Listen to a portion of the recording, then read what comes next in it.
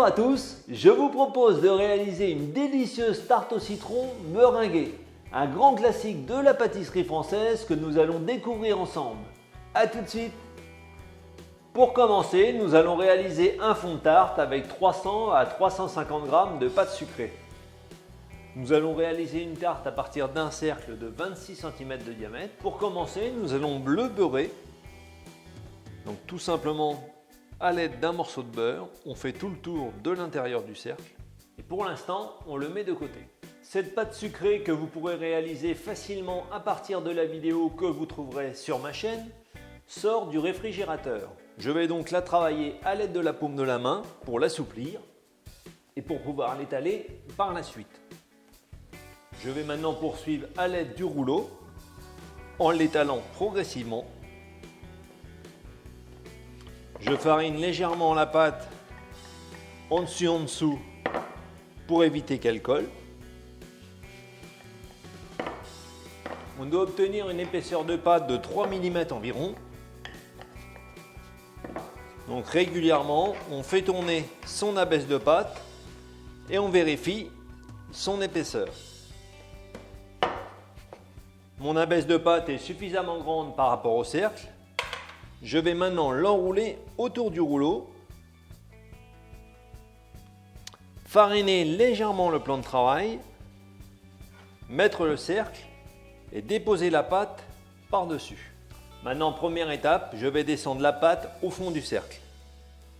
Donc je soulève les côtés et je la dispose bien au fond du cercle, comme ceci. Maintenant, tout autour, je vais créer un bord en m'appuyant sur le cercle. Donc le bord doit mesurer environ entre 1,5 et 1 cm. À l'aide du rouleau, je retire l'excédent de pâte. Puis je vais remonter ce bord en le pinçant entre les deux doigts, tout en m'appuyant sur le cercle, comme ceci. Et pour finir, je vais passer mon ongle sur l'arête du cercle tout autour, ce qui facilitera le démoulage. Je fais glisser ce fond de tarte sur une feuille de papier sulfurisé, puis sur une plaque de pâtisserie ou sur une tourtière comme ici. Après repos, je vais cuire ce fond de tarte à blanc pendant 15 à 20 minutes dans un four préchauffé à 180 degrés.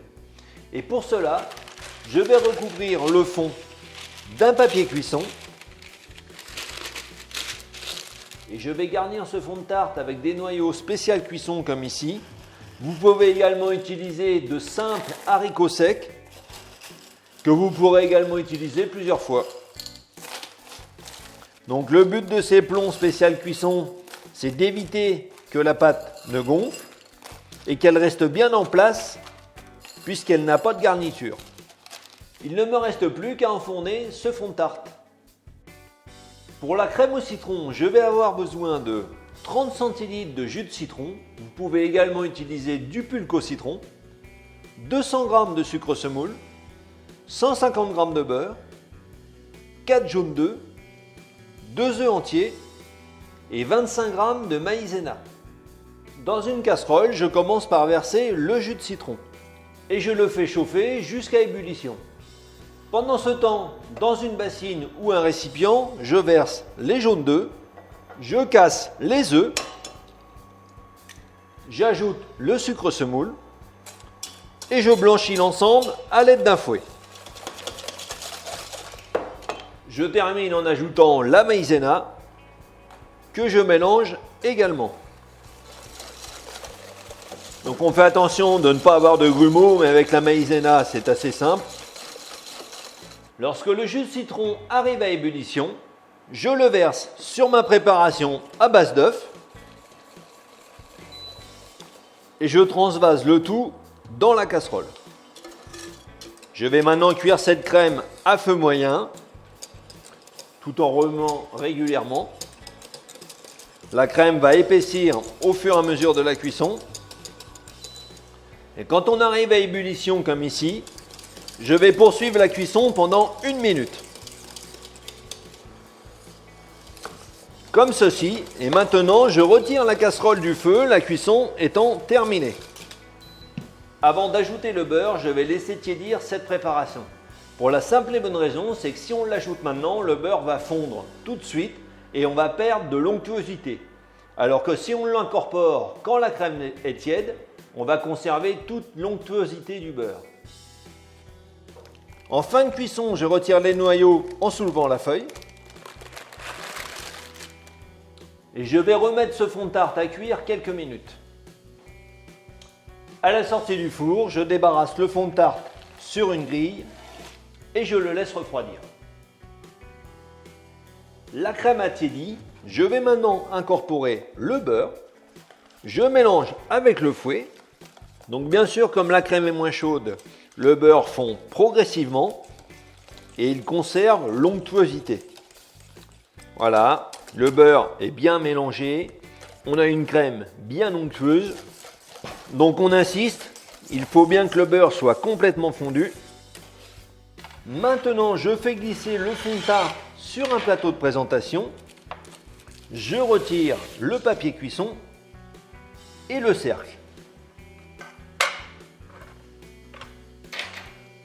Je verse la crème citron dans le fond de tarte que j'étale avec une palette ou une cuillère. Donc on fait en sorte d'avoir quelque chose qui soit régulier, de la même épaisseur partout. Je vais maintenant la mettre au réfrigérateur pendant 1 heure environ. Et ensuite, je pourrai la terminer avec une meringue italienne de façon à faire une tarte au citron meringuée. Pour réaliser cette meringue italienne, nous avons besoin de 4 blancs d'œufs, 240 g de sucre et 60 g d'eau. Je verse le sucre semoule dans une casserole. Donc on utilise une casserole qui n'est pas très grande, tout simplement pour pouvoir mettre le thermomètre par la suite. On a besoin d'un volume de sirop de sucre qui soit suffisant. Je verse l'eau et je mélange. Je vais maintenant porter ce sucre à ébullition. Je verse également les blancs d'œufs dans la cuve du batteur. Et à partir du moment où il est à ébullition, je vais contrôler la température. Donc pour cela, j'utilise un thermomètre à sucre. Donc je l'ai simplement sorti de son habitacle car le volume de sirop de sucre est assez faible. Je contrôle donc la température et je dois cuire mon sucre à 121 degrés. Lorsqu'on atteindra la température de 116 degrés, je commencerai à monter les blancs. On a atteint les 116 degrés, je démarre les blancs. Maintenant le sucre est à 121 degrés, je fais stopper la cuisson. Je laisse la surface du sucre se reposer, puis je le verse sur les blancs sur le bord de la cuve. Maintenant, je laisse monter la meringue italienne jusqu'à complet refroidissement. Voilà, la meringue italienne a refroidi. Je peux arrêter mon batteur. Je retire le fouet. Je ressors la tarte au citron du réfrigérateur. Je vais utiliser une poche avec une douille dite à Saint-Honoré, c'est-à-dire que c'est une douille qui est fendue sur le côté. Et je commence par le tour de la tarte. Je n'hésite pas à la tourner au fur et à mesure. Puis maintenant à l'intérieur, où je vais avoir ce geste-là, en croisillon.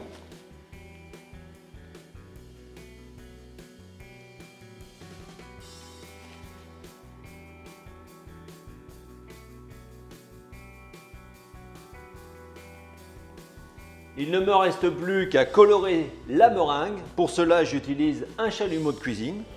Donc j'y vais progressivement. Je commence par le tour.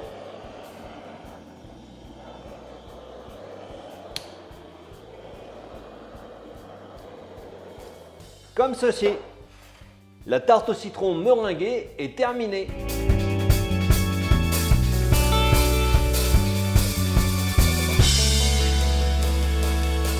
J'espère que cette recette de tarte au citron meringuée vous a plu. Alors n'oubliez pas de liker la vidéo et de la partager entre amis et en famille. Ci-dessous, vous trouverez différents liens qui peuvent vous intéresser notamment celui pour vous abonner à ma chaîne. Vous ne manquerez ainsi aucune de mes nouvelles recettes. En attendant, bon appétit!